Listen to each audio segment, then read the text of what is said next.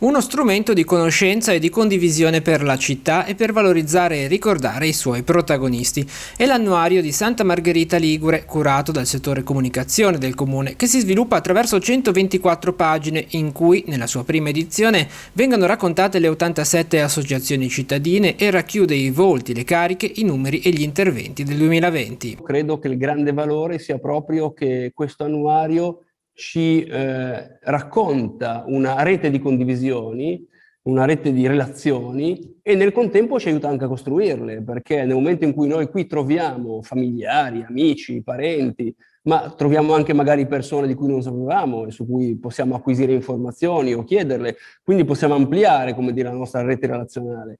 Credo che potrà essere davvero uno strumento molto utile per una comunità, quella del comune di Santa Margherita, che è una comunità in cammino, che cerca di, da una parte, salvaguardare i propri valori in un'epoca appunto come quella attuale, così complicata, così critica, ma nel contempo cerca anche di costruire percorsi di speranza per un futuro migliore. Tra le sezioni in cui si sviluppano le quasi 130 pagine, la prima è dedicata alle realtà della cultura e della musica, la seconda racconta le associazioni sportive, la terza quelle del volontariato. Tutto quanto introdotto da un resoconto di quello che è stata l'attività amministrativa nei 365 giorni dell'anno. L'informazione attuale è quella di quanto sono state capaci di cambiare queste associazioni, quanto sono state capaci di accogliere e di interpretare la realtà di oggi. Stampata in 3.500 copie, la pubblicazione sarà distribuita a partire dalla prossima settimana, ma già si pensa a quella del prossimo anno. Mi auguro che questo sia lo strumento perché tutte le nostre associazioni possano incrementare le loro attività.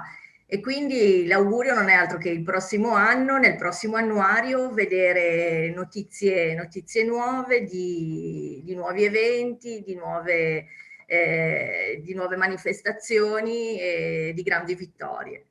E questo vorrebbe dire ritorno alla normalità e ritorno a far sì che le nostre associazioni siano sempre più attive nel nostro territorio.